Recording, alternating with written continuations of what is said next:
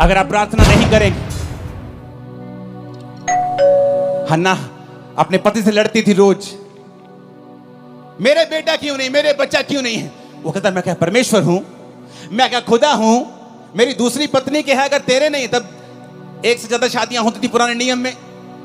उसने कहा अगर तेरे नहीं है तो मैं क्या कर सकता हूं, क्या मैं परमेश्वर हूं, अगर परमेश्वर ने तेरी कोख को बंद कर दिया है तो मैं क्या कर सकता हूं।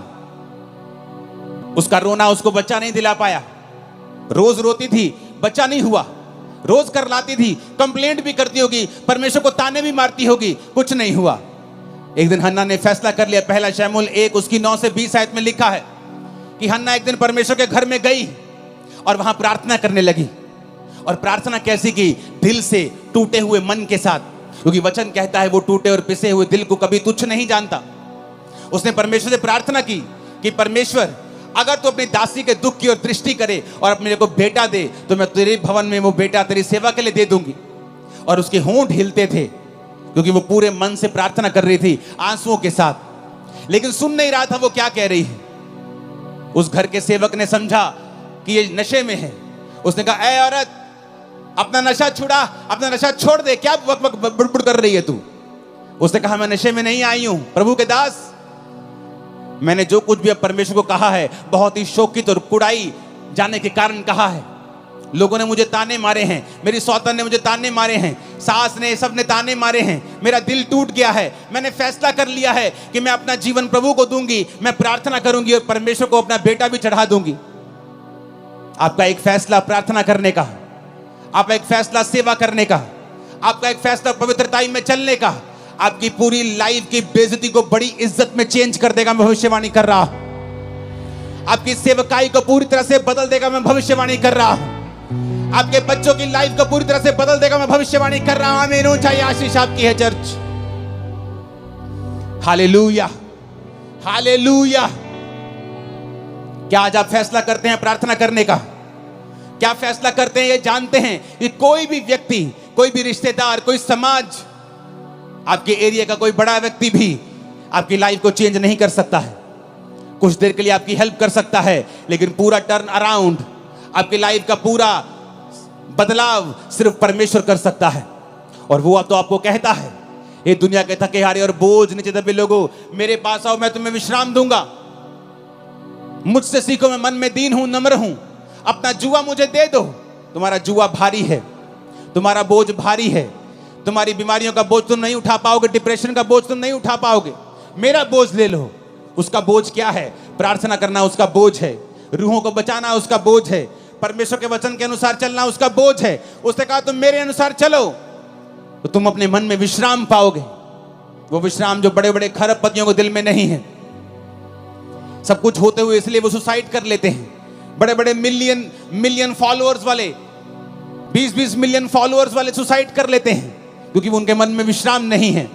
और जीसस ने कहा, हे दुनिया के थके हारे और बोझ नीचे दबे लोगों, मेरे पास आओ, मैं तुम्हारा धर्म बदलूंगा। ये लिखा नहीं, उसने कहा मैं तुम्हें विश्राम दूंगा। वो विश्राम जो दुनिया तुम्हें नहीं दे सकी, इंस्टाग्राम और फेसबुक नहीं दे सके, वो विश्राम जो सोशल मीडिया तुम्हें नहीं दे सका, तुम्हारा घराना नहीं दे सका, मैं तुम्हें वो विश्राम दूंगा। मेरे पास आओ, मैं तुम्हें विश्राम दूंगा। मुझसे सीखो, मैं नम्र और दीन हूं। अपना बोझ, अपना क्रूस मुझे दे दो और मेरा क्रूस उठा लो, क्योंकि उसका क्रूस हल्का है, उसका बोझ हल्का है।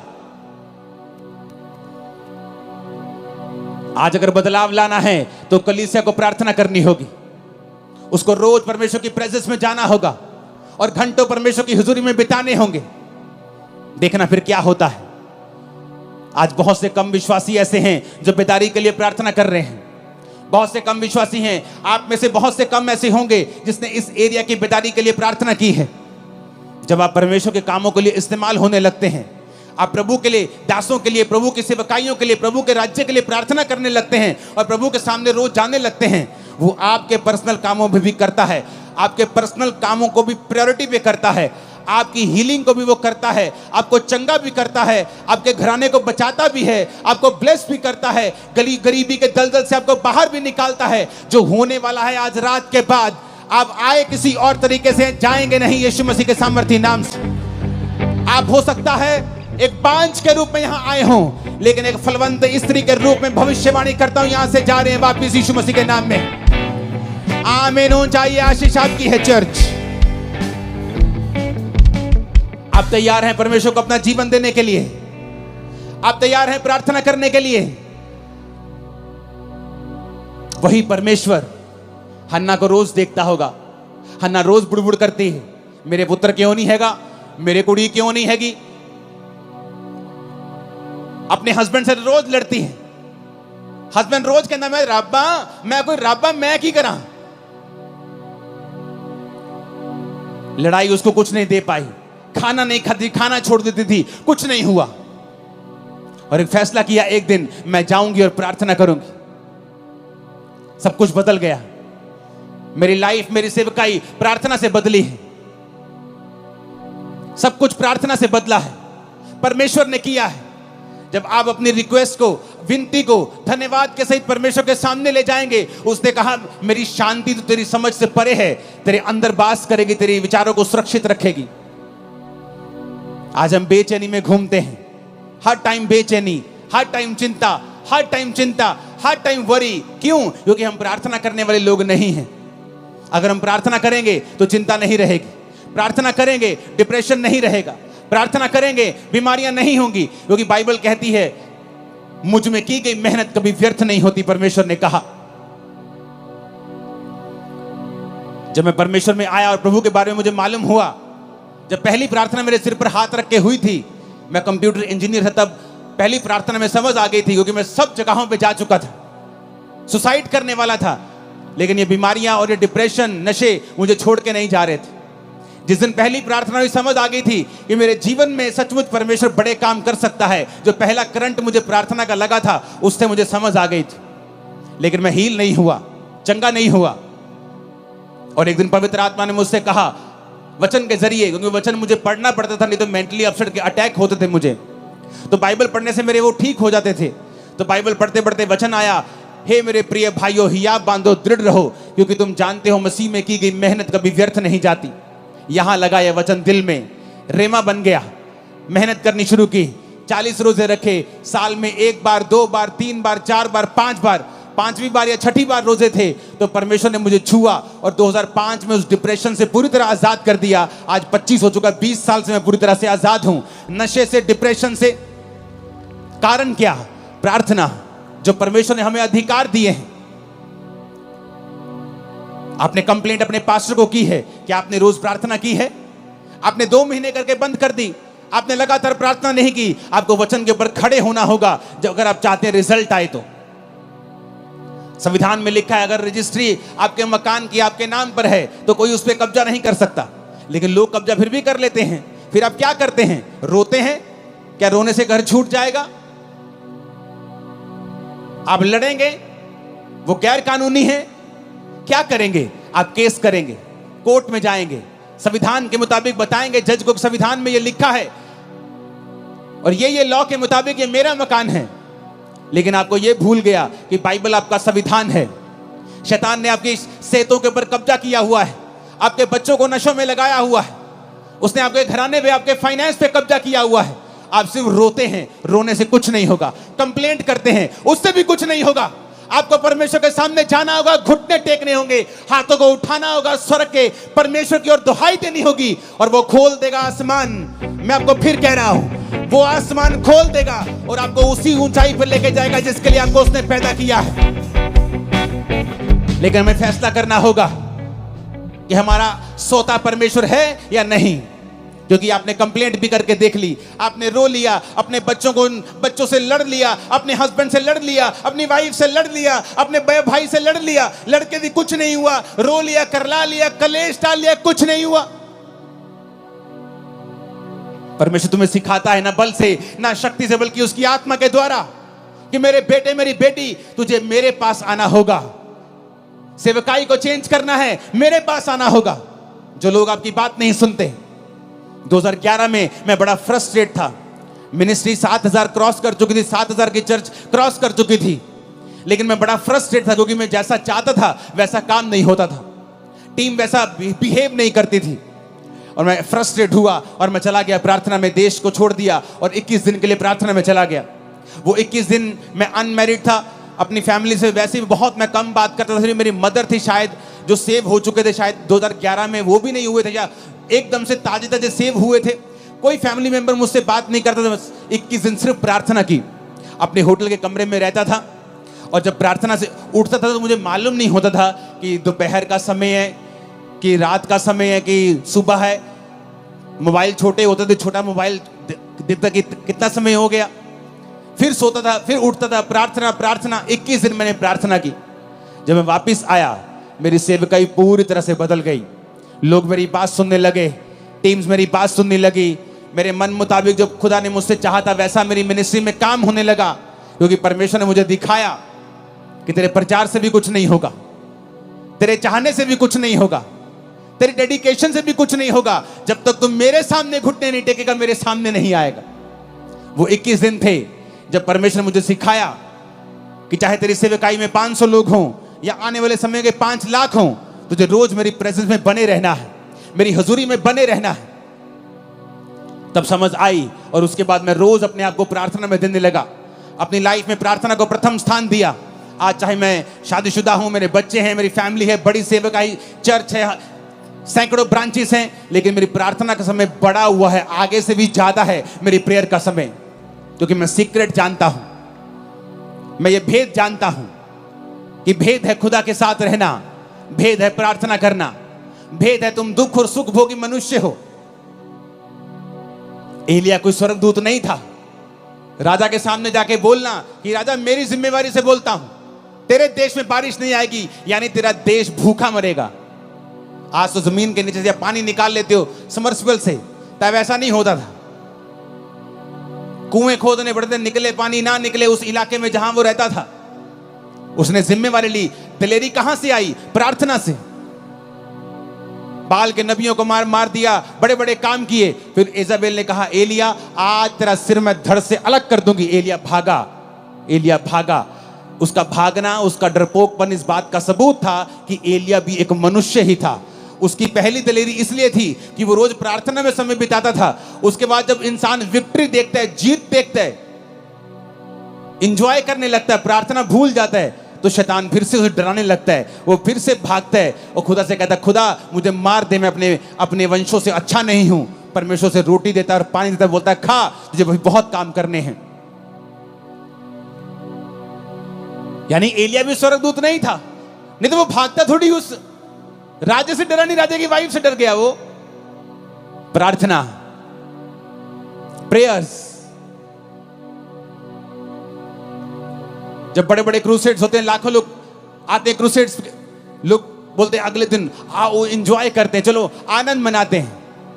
हाँ आनंद करो, कोई बात नहीं, लेकिन अगली मीटिंग के लिए मुझे फिर खुदा की प्रेजेंस में ही जाना है, क्योंकि पिछले मसे से मैं अगला संडे नहीं चला सकता हूं।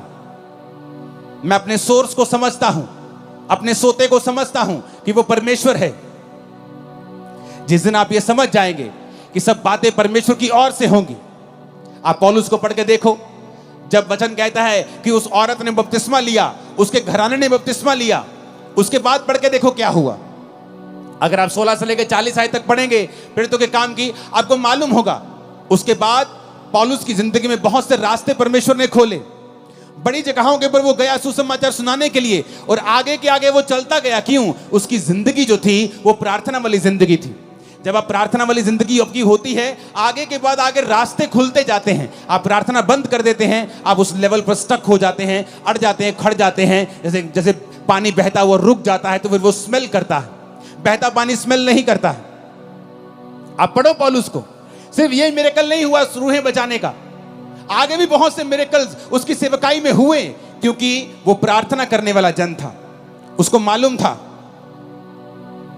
कि मेरा सोर्स जो है वो परमेश्वर है। ऊंची आवाज में कहो आमीन। आप पढ़ो अपनी बाइबल को, रोज देखो कि कब कब प्रार्थना हुई है और कहां कहां प्रार्थना का रिजल्ट उनकी लाइफ में कैसा आया है। आप फिर समझ जाएंगे दुनिया की बड़ी बड़ी बेदारियां प्रार्थना से शुरू हुई। ये आज भी जो लाखों लोग यहां बैठे हैं, ये भी प्रार्थना का ही नतीजा है जो लोगों ने की है कि यहां बेदारी आए। हालेलुया। अगर आप वहां पे देखेंगे तो उसके बाद 16 आयत से, प्रेरितों के काम 16 उसकी 16 आयत से एक दुष्ट आत्मा को पौलुस निकालता है जब वो जा रहा था, जो भविष्यवाणी करती थी, फेक थी। उसके बाद पौलुस और सिलास को पकड़ लिया जाता है और बंदी गृह में बंद कर देते हैं। वहां भी वो प्रार्थना और धन्यवाद करते हैं।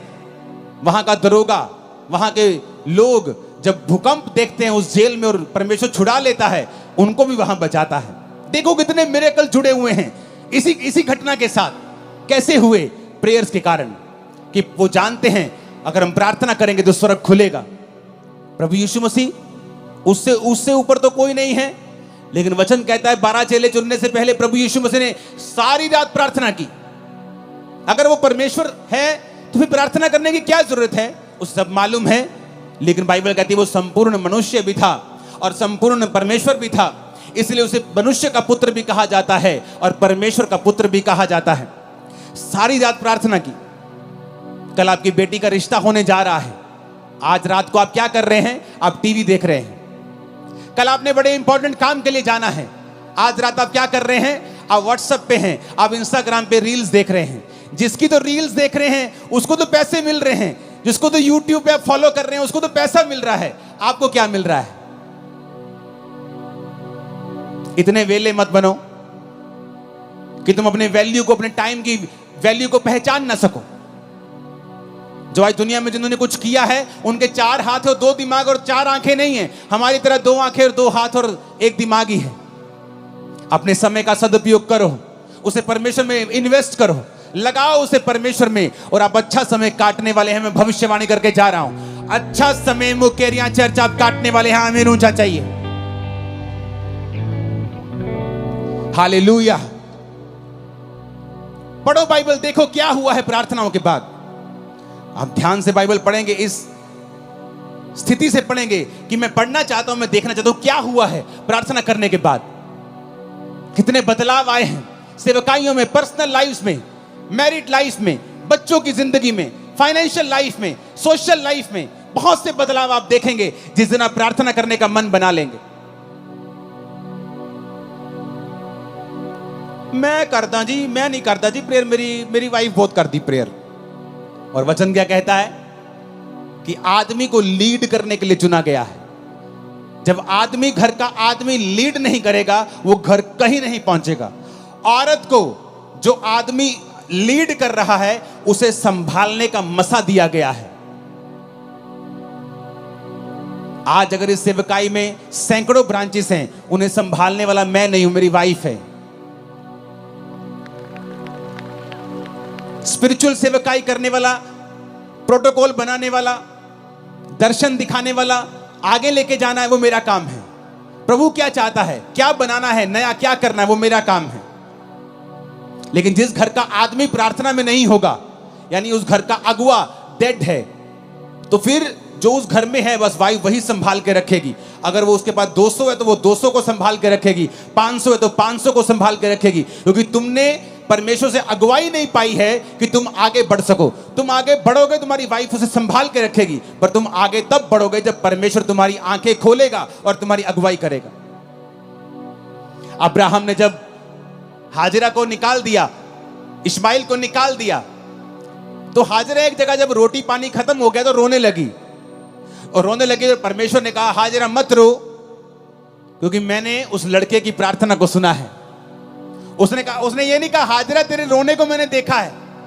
स्वर्गदूत कहता, तेरे को नहीं देखा मैंने, तू रोना परमेश्वर को हिला नहीं सकता। नहीं तो हॉस्पिटल में हर एक मर्द औरत जिसका आज एक लौता बच्चा है, जिसकी माँ बाप आज हॉस्पिटलाइज बेड पे हैं, आईसीयू में, सब रोते और खुदा उनको चंगा कर देता। रोना प्रभु को हिला नहीं सकता है, विश्वास उसको हिलाता है। उसने कहा, स्वर्गदूत ने, क्यों रो रही है? मेरे पास पानी नहीं, मेरे पास रोटी नहीं, हम मर जाएंगे। उसने कहा, परमेश्वर ने उस लड़के की प्रार्थना को सुना है। क्यों? क्योंकि वो लड़का अब्राहम के साथ रहता था। अब्राहम, उसका बाप, उसको प्रार्थना करनी आती थी अब्राहम को। वो अपने बाप को जानता था, बाप को प्रार्थना करते देखता, रिजल्ट भी आते थे, वो देखता था। इसलिए जो लोग आज ऐसी चर्चों में जाते हैं जहां प्रार्थना का महत्व है, जो जीवित चर्चिस हैं, उनकी जिंदगियां बदलनी शुरू हो जाती हैं, क्योंकि वो अपने अगुओं को उस तरह से प्रार्थना करते देखते हैं। लेकिन जिन पास्टर्स की खुद प्रेयर नहीं है, आप भी अंधे और आपके लोग भी अंधे। आप भी भटक रहे हो, आपके लोग भी भटक रहे, आप भी दुखी, आपके लोग भी दुखी। तो उस दूत ने कहा, परमेश्वर ने तेरे बेटे की प्रार्थना को सुना है, उसके आंसू देखें, उसकी प्रार्थना को सुना है। और पास में एक कुआं दिखाई दिया, उसकी आंखें लिखा खोल दी, यानी चंगाई उसके पास थी, लेकिन जब आंखें बंद होती हैं आपको कुछ नजर नहीं आता है। हल आपके पास ही पड़ा होता है, नजर नहीं आता। सालों साल घर में दबा रहता है, नजर नहीं आता। जिस दिन आप यहोवा को पुकारते हैं नजर आता है। आज मैं प्रार्थना करता हूं, यहोवा आपकी आंखों को खोल दे, आपको हल नजर आए यीशु मसीह के सामर्थ्य नाम में। यीशु के नाम में हल नजर आए आपको, यीशु के नाम में। आमीन। ऊंचाई आशीष हमारी है चर्च। आप मेरी बात को समझ रहे कि नहीं? हल नहीं होगा, आपकी आंखों के सामने एक कुआं होगा और आपकी आंखें बंद होंगी। आप कभी कुएं के खब्बे, कभी कभी कुएं के सज्जे, कभी आप सीधा नहीं जा पाएंगे। क्यों? आपकी प्रार्थना जीरो है, आपका परमेश्वर के साथ कोई संबंध नहीं है। अब्राहम ने कहा अपने नौकर को, जा और मेरे बेटे के लिए एक बहू लेके आ। जाके वो प्रार्थना करता है, उसे मालूम था इट इज इम्पॉसिबल कि मैं एक अच्छी लड़की ले जाऊं, इट इज इम्पॉसिबल। प्रार्थना करता है, हे पिता, ऐसी लड़की जो मुझे पिलाए, मेरे ऊंटों को पिलाए, ऐसी लड़की भेज। और परमेश्वर भेजता है। क्यों? प्रेयर। हर ग्रेट आदमी जानता है प्रेयर उसका राज है, उसका सीक्रेट है। आपकी लाइफ में प्रेयर नहीं है, आपकी लाइफ में कुछ नहीं है। फिर आप टाइडर हो सकते हैं, चर्च के फाइनेंशियल सपोर्टर हो सकते हैं, लेकिन परमेश्वर की निगाह में आपकी बहुत बड़ी वैल्यू नहीं है। अगर आपका फेसबुक अकाउंट आपको प्रार्थना करने से रोक रहा है, यहीं डिलीट करके जाना, खोल लेना जाके 50 दिन बाद जब प्रार्थना सेट हो जाए। खुदा ने कहा, ऐसा इंसान जो तुम्हें काना करता है, कहता है तू काना होके परमेश्वर के राज में प्रवेश कर लेना। ऐसा ना हो कि 2 आंखें रख के तू नरक में चला जाए। फेसबुक अकाउंट रखने का कोई प्रॉब्लम नहीं, लेकिन अगर वो प्रार्थना खत्म कर रहा है तो डिलीट कर दो और प्रार्थना में चले जाओ। ऐसी हर चीज को खत्म कर दो। काना होके प्रवेश कर लो, लंगड़ा होके प्रवेश कर लो, एक टांग के साथ लंगड़े होके चले जाओ, लेकिन चले जाओ। जो सही है उसे अपना लो। आज लड़ाई है अपनी फैमिली से, बहू से, सास से, माफ कर दो आज, नहीं तो प्रार्थना नहीं कर पाओगे परमेश्वर के सामने। और लेकिन अगर आज आपने इस वचन को सुन के जो खुदा ने मुझे दिया है, मैं अपने आप से नहीं कह रहा हूं, और आपने प्रार्थना करने का और प्रभु के साथ जीने का मन बना लिया, मैं आपको बता रहा हूं, आपकी इज्जत की जाएगी, आप ऊंचे किए जाएंगे, आप चंगे किए जाएंगे, आप आजाद किए जाएंगे, आप ब्लेस किए जाएंगे यीशु मसीह के सामर्थ्य नाम में। आपकी लाइफ सेम नहीं होगी, आप बड़े देशों में होंगे, बेस्ट जगहों के ऊपर आप होंगे, आपका घराना यीशु मसीह के नाम में आशीषित होगा। आमीन। ऊंचाई आशीष हमारी है चर्च।